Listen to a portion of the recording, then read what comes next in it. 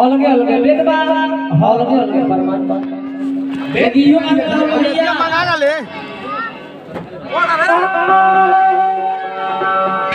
कि अगर हमने के मानव के दियो में से साथ देवी देवता बारे मात्र चार देवी देवता बारे के ब्याज के हो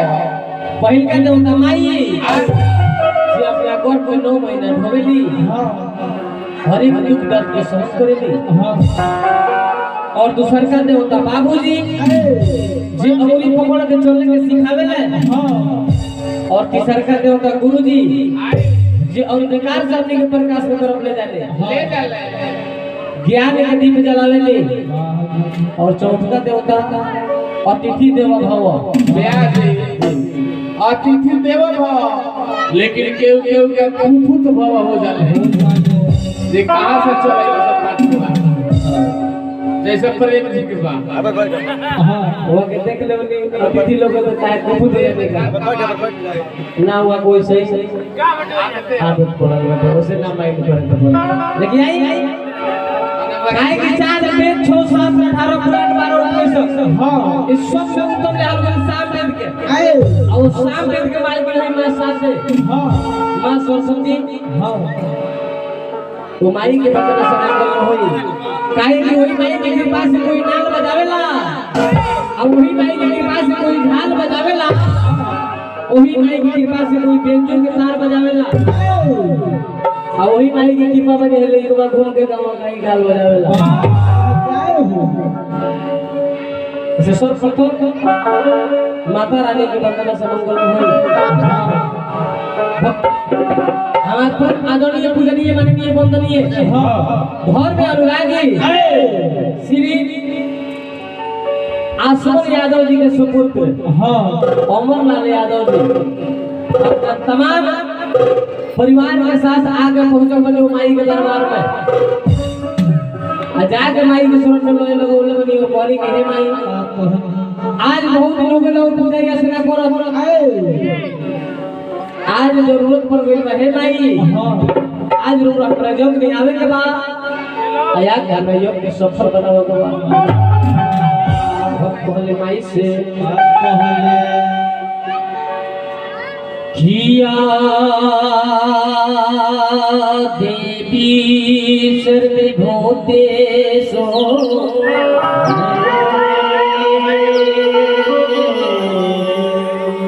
शक्ति रूपे न संसिता नमस्तस्यै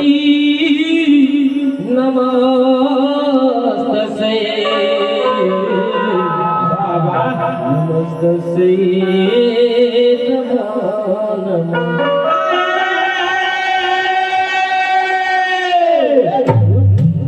कहले माई से का कहले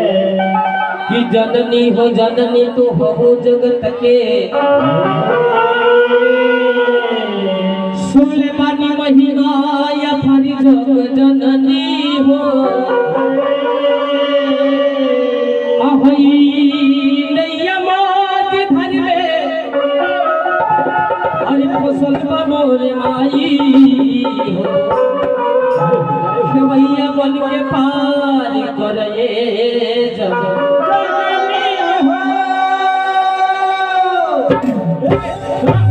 कि ममता के सागर हर जैता कहालो लोग लजले खपी के लोलिया कहालो अतो हजहु भाई असलो की भइल में दवा पे हरि गाना बजाना की कविता सूरज की किरण बन के सरिता कहालो अरे दुखियन के दुखवा के हरिता कहालो ahoy लड़िका रोवे कब फेर बुन जरिया ये माई अरे हमनी अनारिन के कहे भुला लो कहले माई से का कहले हे माई हम जानो तनी कि जब जब बेटा बोलावेला हां तब तब तू आवेलू हे माई तोहर कृपा हो जाला तो फल में नाई से पहाड़ बना देलू और पहाड़ से राई वाह सब कहले माई से का कहले कि असली भुजा कंदरा पहाड़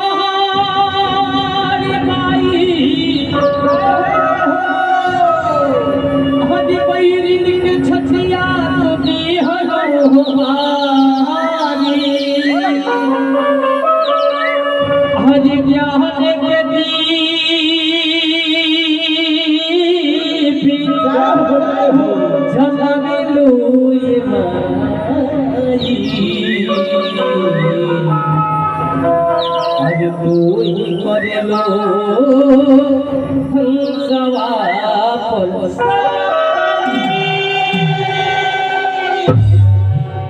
भैया सूरी दल के नासिकी हो भाई शेरा वाली के हरि दशरथ के नंदा श्री राम चार भैया के अरे गौवा के भ्रमयौरी अरे राधा घोल श्याम के रक्षा करिए बजरंग बली ये के करता योरे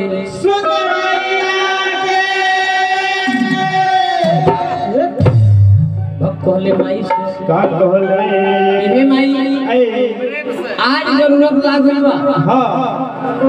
आज एक भक्त के लाज तारा हाथ में रहे माई वाह आज हमरा आवे के पड़ी हां आज अगर ना आए तो काहे की कहे वाला हो जाला जल्दी भैया कैसे कोनो से सामान में जरूरत पर काम में ना आवेला हां तो बिहार से कहे वाला हो जाला को न मारी गोली मारी साउंड हो जाला जाओ ना से घर देना चल लेकिन वही साउंड और बढ़िया बाजे लागो हां इसे कहले का कहले कि ना वही भूतवा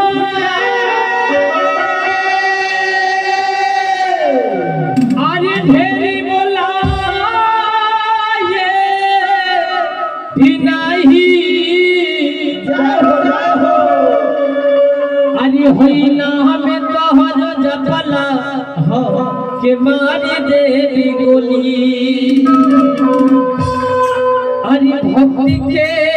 मिला के स्वर्ग में घेरा डालवा दे आवे के कहो तो बैठाई दे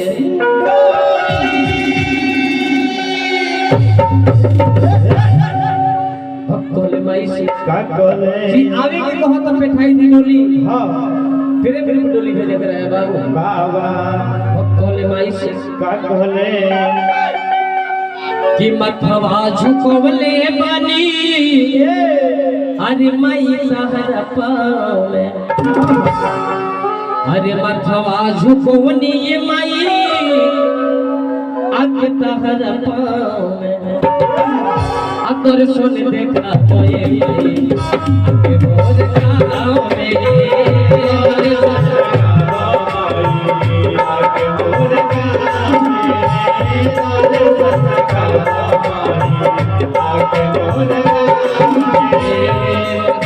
झुकवले बानी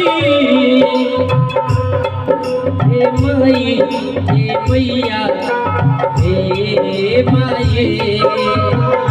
मथवा झुकवले बानी माई कहल पाव में तोर सज दिखा दे माई आगे तोर गाँव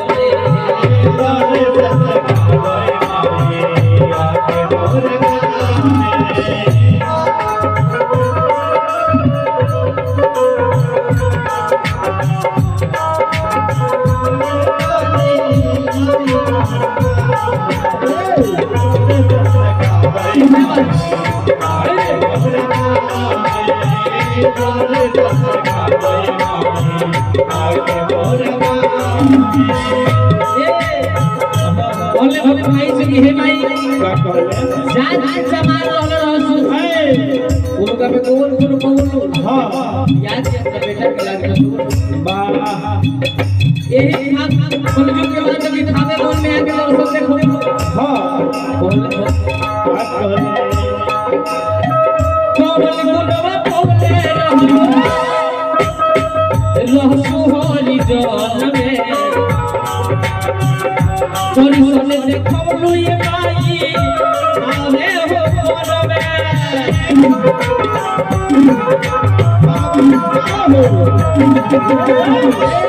कहले कि हे माई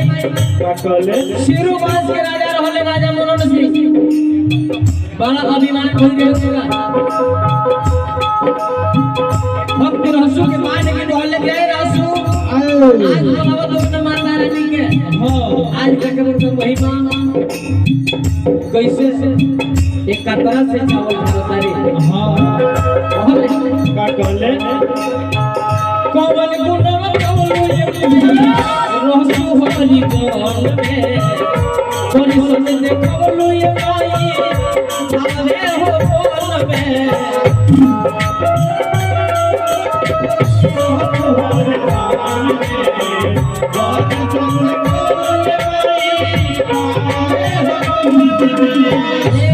बताओ ना भैया कैसे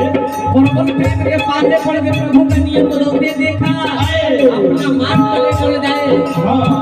पर भक्त का मान में चलते देखा ऐसे भगवान अपना भक्त के लाज ना सावे खाते अपना मर्यादा के बोलने बिना सागो भैया हे भाई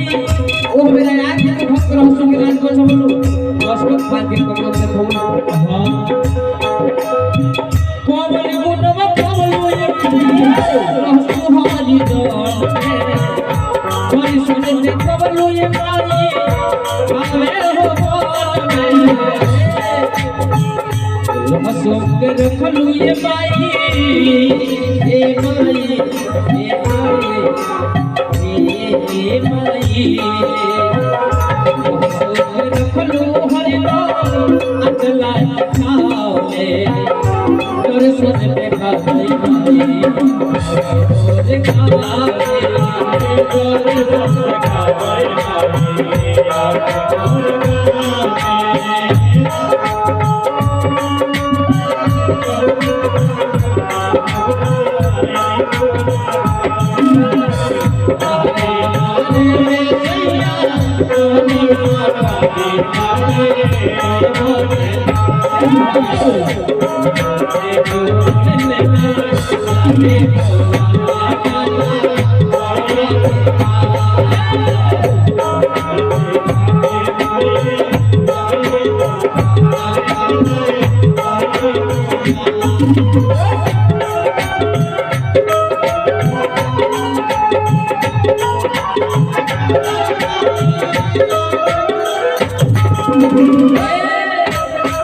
भोले भाई से कि हे भाई ये चलेगा और सुन ले बनी सुन ले रहनी आज पाँच दिन रोए है बाजा भरी भरी में मंगल हो के राम बनी है राजा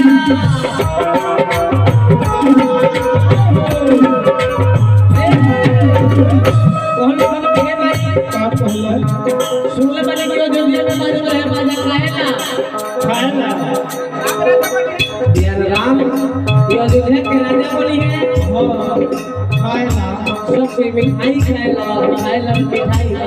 जब राजा बोली है तो मिठाई बताई खुशियाली मिठाई खाएला सुन ले रहनी बाजो रोए है बाजा भोले भोले में मंगल हो के राम बनी है राजा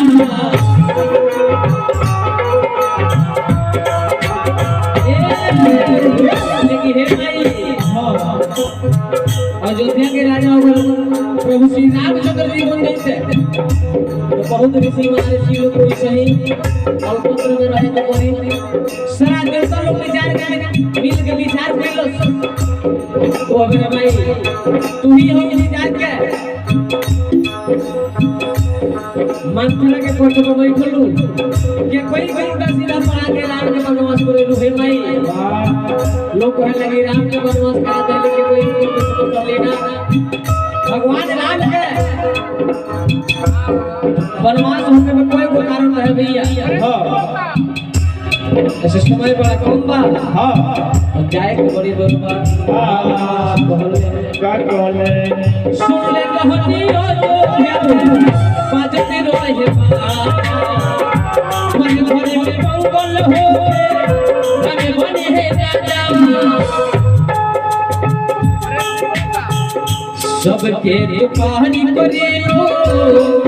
हे माई हे मैया हे माई सबके पानी करे लो मैया के नाम में दर्शन में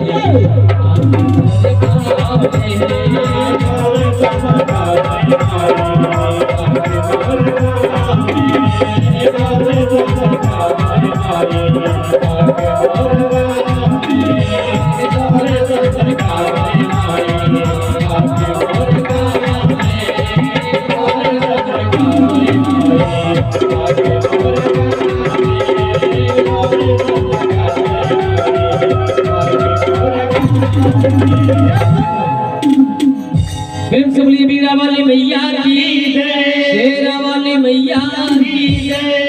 सातों मैया की देवी मैया की बौद्धि मैया की देवी मैया की राम भगवती की आनंद भगवान की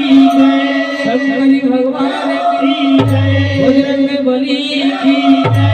बाबा गणेश की जय जय जय सीताराम हरे हेलो भैया उसने फिर आगे पहुंचा बने बाबा गणेश के दरबार में हाँ और जाके कहने का कहने कि हे गणेश जी मंगल करिए आज बुरा करी अरमा हरे महई गौरा शिव जी सहदिया के रखे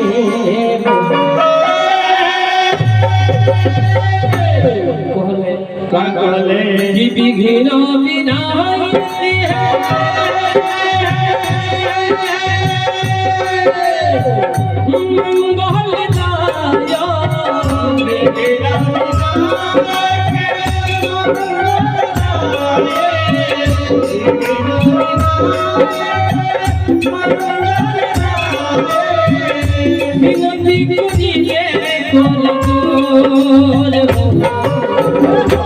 गौरी के दंड मेरा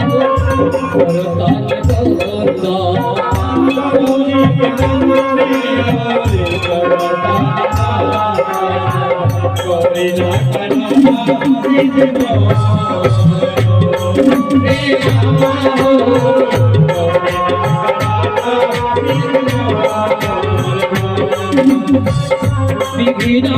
विनायक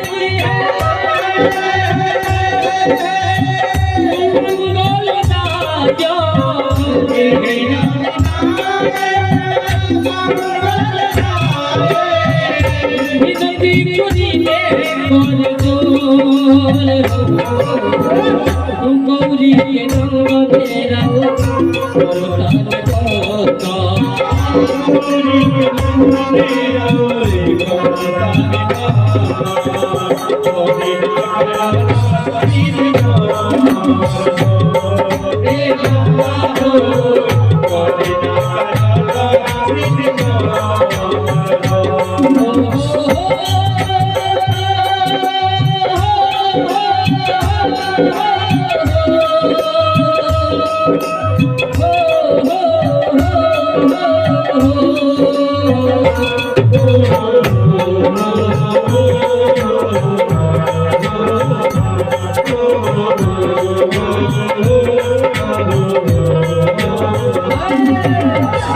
मुझे लाचो रनिया ये बाबा सुगरो जबावा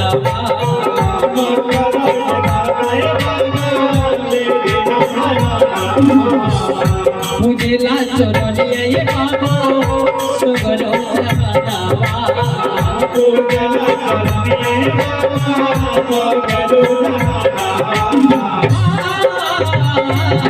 हम लोग के दाता ये बाबा तेरा हरावा मंगल के दाता ये बाबा तेरा हरावा मुझे लाचो रनिया ये बाबा सुगरो जबावा मुझे लाचो रनिया ये बाबा सुगरो जबावा इनके पंख दाया योरे भूल खानी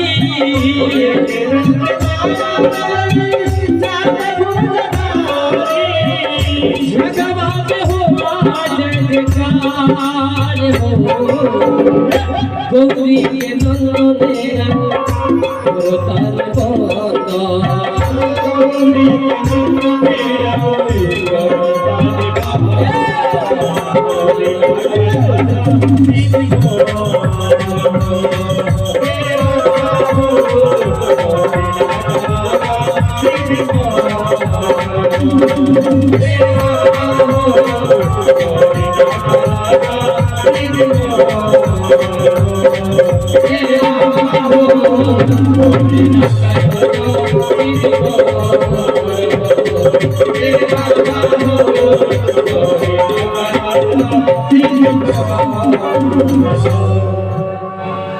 प्रेम से बोलिए बाबा गणेश की जय, भगवान की जय, शंकर भगवान की जय, जय जय सिर से सारा भैया सर्वप्रथम चला जाओ बाबा बजरंग बली के एक छोटा सा बगाना से सेवा हुई काहे बताओ लो भैया कैसे अगर कोनो ऐसा ऑफिसर से मिले जाए के बाद कौन के दरवाजे पर एगो दरवाजा रहे वैसे ही वो दरवाजा चाहिए तो एसपी डीएसपी सीडीओ मंत्री प्रधानमंत्री कोई भी वगैरह से मिलवा सकता है दरबार ना चाहिए तो दरवाजा पर से वापस फिरा दिए का कुछ भैया जैसे और ब्याज के मिले के बाद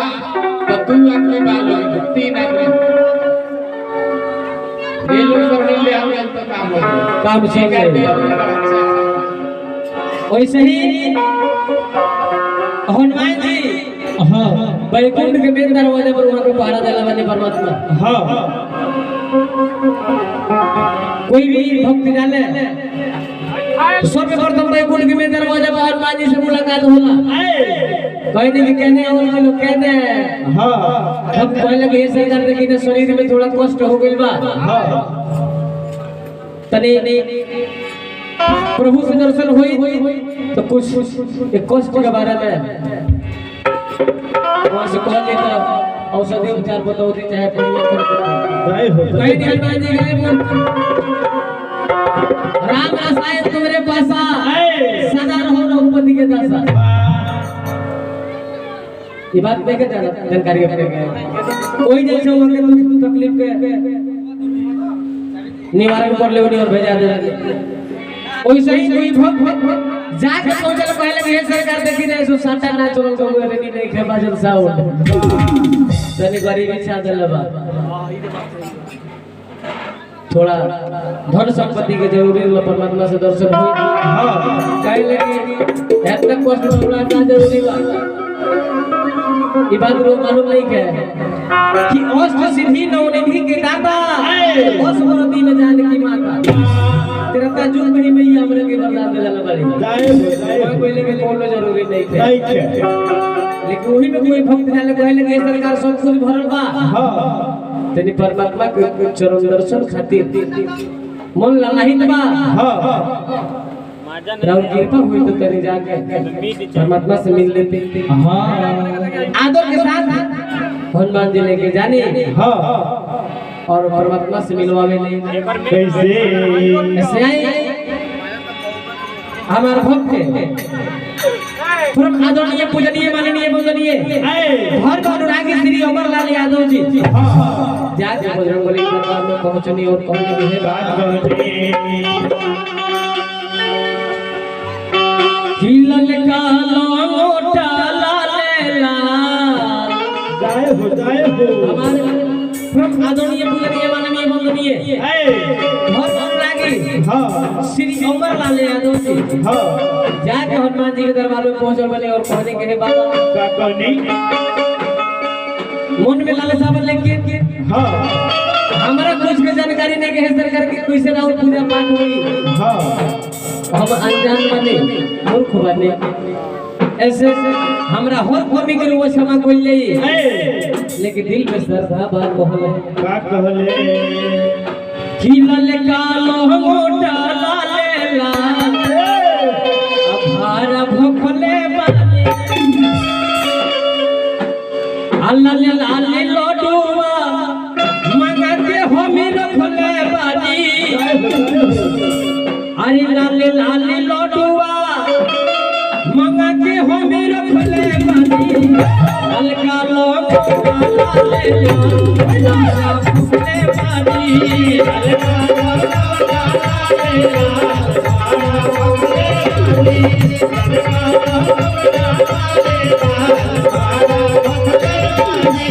हल्का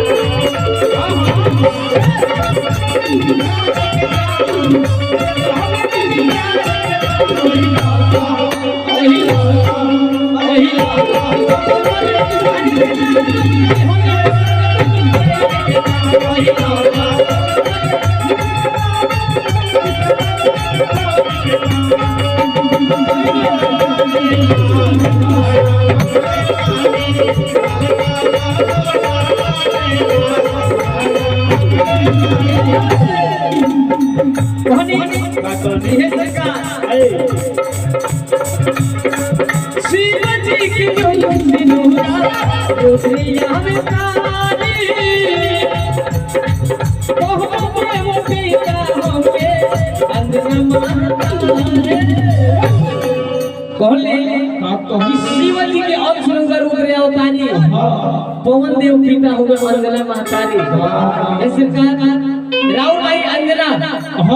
जाके अंजना पर्वत पर तपस्या कोई नहीं शंकर जी के रूप से कहने वाले कि एक बार वो अपने पुत्र के रूप में पावन चाहता नहीं शंकर जी बात कहनी कि ठीक भाई एक बार हम आए लेकिन अभी ना ये वो समय आई जाना राजा दशरथ जी पुत्र स्त्री जी अभी करवले ओ राजयोग से हबी जो निकल रहे वो हबी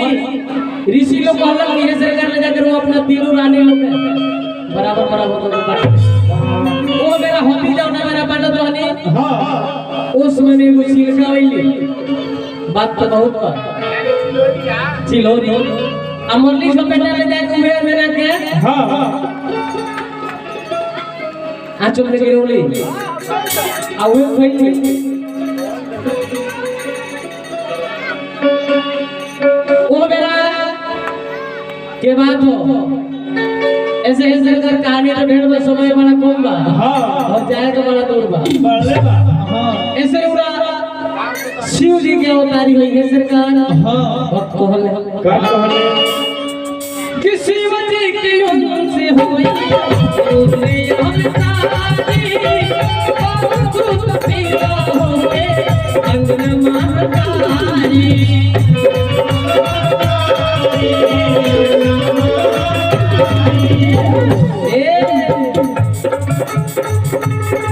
कहले भक्त के सरकार का कहले लाली लाली लोडो हजार सी मोले वाली लाली लाली लोडो सब कालो कोठाले शाम खुले वाली